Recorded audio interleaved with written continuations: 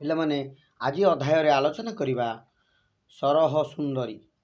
କବି ହେଉଛନ୍ତି ଓଡ଼ିଆ ସାହିତ୍ୟ ଇତିହାସର ବୈଷ୍ଣବ ପଞ୍ଚସଖା ଯୁଗର ଏକ ବିଶେଷ ଭୂମିକା ଗ୍ରହଣ କରିଥିବା କବି ଅଚ୍ୟୁତାନନ୍ଦ ଦାସ। ଏହି କବିଙ୍କର କବିତା ସରହ ସୁନ୍ଦରୀ କବିତାଟି କବିଙ୍କର ହରିବଂଶ କାବ୍ୟର ତୃତୀୟ ଖଣ୍ଡର ପ୍ରଥମ ଅଧ୍ୟାୟରୁ ଗୃହୀତ।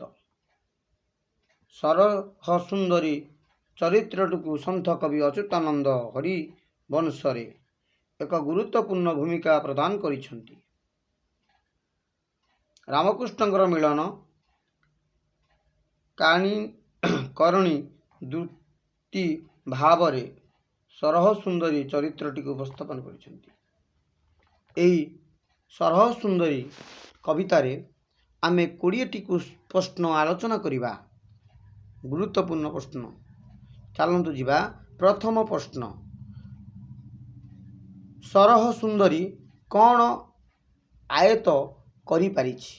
ସରହ ସୁନ୍ଦରୀ କ'ଣ ଆୟତ୍ତ କରିପାରିଛି? ଅପସନ୍ ଯଦି ଆଲୋଚନା କରିବା, ତ୍ରିବର୍ଗ ସିଦ୍ଧି, ପଞ୍ଚବର୍ଗ ସିଦ୍ଧି, ଅଷ୍ଟବର୍ଗ ସିଦ୍ଧି, ସପ୍ତବର୍ଗ ସିଦ୍ଧି। ସରସ ସୁନ୍ଦରୀ କ'ଣ ଆୟତ୍ତ କରିଛି? ଯଦି ଆନ୍ସର ହେବ ଅଷ୍ଟସିଦ୍ଧି, ଅଷ୍ଟବର୍ଗ ସିଦ୍ଧି ଆୟତ୍ତ କରିଛି ସରହ ସୁନ୍ଦରୀ ବୋଲି ବର୍ଣ୍ଣନା କରାଯାଇଛି। କେଉଁ ବିଦ୍ୟାରେ ସରହ ସୁନ୍ଦରୀ ନିପୁଣା ଥିଲା? ନୃତ୍ୟ ଗୀତ ବିଦ୍ୟା, ଯାଦୁ ବିଦ୍ୟା, ଜ୍ୟୋତିଷ ବିଦ୍ୟା ନା ବେଦ ପଠନ ବିଦ୍ୟା? ଆନ୍ସର ଥିଲା ନୃତ୍ୟ ଗୀତ ବିଦ୍ୟା।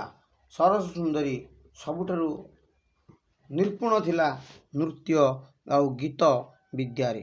ଯଦି ଆମେ ଯିବା ଚତୁର୍ଥ ପ୍ରଶ୍ନକୁ, ସରସ ସୁନ୍ଦରୀକୁ ସମସ୍ତ ଗୋପପୁରରେ କେଉଁ ନାମରେ ଡାକୁଥିଲେ? ଆଈ, ଖୁଡ଼ି, ଭାଉଜ ନା ମାଇଁ? ଏହି ସରସ ସୁନ୍ଦରୀକୁ ସମସ୍ତେ ଗୋପପୁରରେ ଆଈ ବୋଲି ସମ୍ବୋଧନା କରୁଥିଲେ, ଅର୍ଥାତ୍ ଆଈ ବୋଲି ଡାକୁଥିଲେ ସରସ ସୁନ୍ଦରୀକୁ ଗୋପପୁରରେ। ଯଦି ଆମେ ଯିବା ଚତୁର୍ଥ ପ୍ରଶ୍ନକୁ, ସରସ ସୁନ୍ଦରୀ ସର୍ବଦା କି ରଙ୍ଗର ବସନ ପରିଧାନ କରୁଥିଲା? ସରସ ସୁନ୍ଦରୀ ସବୁବେଳେ କେଉଁ ରଙ୍ଗର ପୋଷାକ ପିନ୍ଧୁଥିଲା ବୋଲି ଆଲୋଚନା କରୁଛି? ଲାଲ, ହଳଦିଆ, କଳା ନା ଧବଳ? ଧବଳ ଅର୍ଥାତ୍ ଧଳା। ସରସ ସୁନ୍ଦରୀ ସର୍ବଦା ଧଳା ଲୁଗା ରଙ୍ଗର ବସନ ପରିଧାନ କରୁଥିଲା। ଯଦି ପଞ୍ଚମ କ୍ୱେଶ୍ଚିନ୍ ଯିବା ଆମେ ଆଲୋଚନା, ନନ୍ଦ ମନ୍ଦିରରେ କିଏ ଉପସ୍ଥିତ ହୋଇଅଛି? ନନ୍ଦ ମନ୍ଦିରରେ କିଏ ଉପସ୍ଥିତ ହୋଇଅଛି? ସଖା, ଦାସୀ, ଗୋପୀ ନା ଦୂତି? ଆନ୍ସର ହେଉଛି ବା ଉତ୍ତର ହେଉଛି ଦୂତି।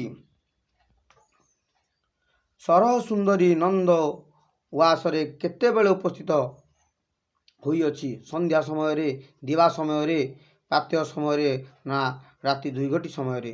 ରାତି 2 ଘଡ଼ି ସମୟରେ ସରସ ସୁନ୍ଦରୀ ନନ୍ଦ ଉଆସରେ ଉପସ୍ଥିତ ହୋଇଛି।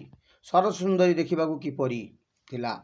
ସରସ ସୁନ୍ଦରୀ ଦେଖିବାକୁ କିପରି ଥିଲା? କଳା ଥିଲା ନା ଗହମ ରଙ୍ଗ ଥିଲା ନା ଗୋରା ଥିଲା ନା ଶ୍ୟାମଳ ବର୍ଣ୍ଣ ଥିଲା?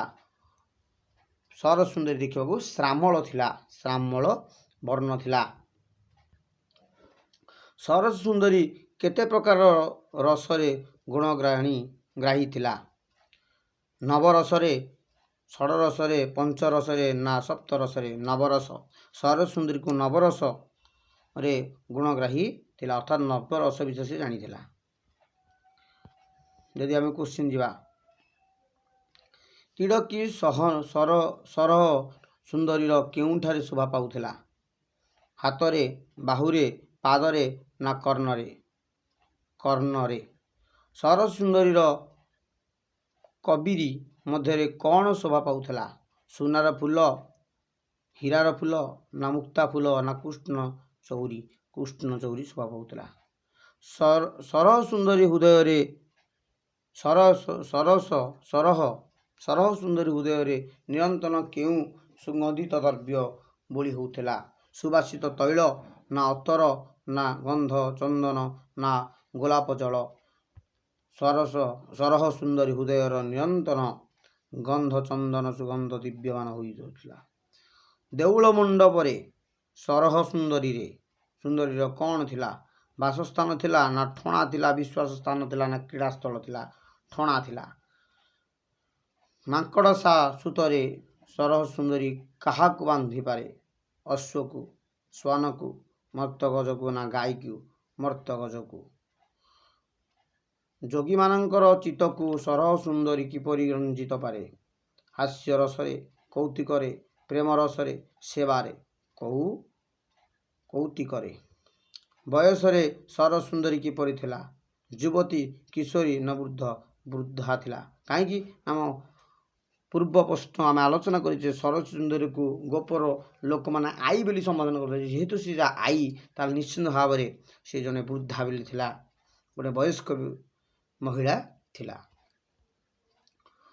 ଗୋବିନ୍ଦଙ୍କର କ'ଣ ସାଜି ସରସ ସୁନ୍ଦରୀ ଗୋପପୁରରେ ରହୁଥିଲା? ସେବାକାରୀ, ମଧ୍ୟସ୍ଥ ନା ରାନ୍ଧୁଣୀ ନା ବେଶକାରୀ, ମଧ୍ୟସ୍ଥ। ଦୂତୀକାର ବାଣୀକୁ କେଉଁମାନେ ଲଙ୍ଗି ପାରନ୍ତି ନାହିଁ? ଗୋପପୁରବାସୀ ନା ଗୋପାଳୁଣୀ ନା ଯଶୋଦା ନନ୍ଦ ରାଜା ଗୋପାଳୁଣୀ? ଯଦି ଆମେ ଆଲୋଚନା କରିବା ଗୁରୁତ୍ୱପୂର୍ଣ୍ଣ କୋଶ୍ଚିନ୍ 8ଟି କୋଶ୍ଚିନ୍ ଆଲୋଚନା କରିବା। 18 ନମ୍ବର କୋଶ୍ଚିନ୍, ନନ୍ଦ ଘରେ ଚାଲୁଥିବା ଉତ୍ସବର ନାମ କ'ଣ ଥିଲା? କୁମାର ପୂର୍ଣ୍ଣିମା ଥିଲା। ରତ୍ନ ପଲଙ୍କରେ କିଏ ବିଜେ କରୁଥିଲେ? ଗୋବିନ୍ଦ ଅର୍ଥାତ୍ କୃଷ୍ଣ। ଗୋବିନ୍ଦ ଅର୍ଥାତ୍ କୃଷ୍ଣ ବିଜେ କରୁଥିଲେ। ଗୋପପୁରରେ ନରନାରୀମାନେ କେଉଁ ଭାବରେ କୃଷ୍ଣଙ୍କୁ ପାଇପାରୁଥିଲେ? ପ୍ରେମ ଭାବରେ, ଭକ୍ତି ଭାବରେ, ସଦ୍ଭାବରେ, ସମର୍ପଣ ଭାବରେ, ସଦ୍ଭାବରେ। ଏହି 20ଟି କୋଶ୍ଚିନ୍ ଆମେ ଆଲୋଚନା କଲେ। ଏଠି ଆମେ ଜାଣିଲେ ଏହି ସରହ ସୁନ୍ଦରୀ ହେଉଛି ଦାସୀ।